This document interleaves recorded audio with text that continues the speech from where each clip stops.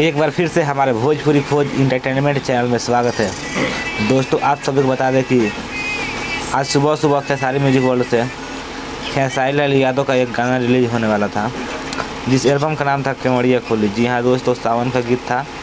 बहुत ही मस्त बोलबम वीडियो सॉन्ग था, जिस गाने को गाए थे खेसारी लाल यादव और साथ में राधा रावत है।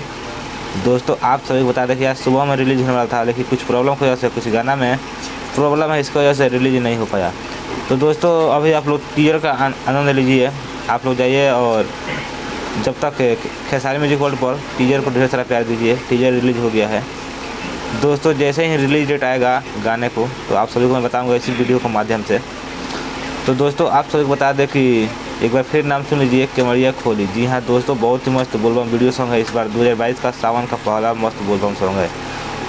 तीसरा सोमवारी के शुभ अवसर पर रिलीज होने वाला था, लेकिन कुछ प्रॉब्लम की वजह से नहीं हो पाया। तो जी हाँ दोस्तों, आप सभी बता दें कि आप सभी को अपडेट पसंद आया होगा तो हमारे चैनल को सब्सक्राइब कर लीजिएगा दोस्तों। ऐसा ही न्यूज़ लेकर आता रहता हूँ। तो थैंक यू, फिर मिलते हैं नेक्स्ट वीडियो में। तब तक के लिए बाय बाय।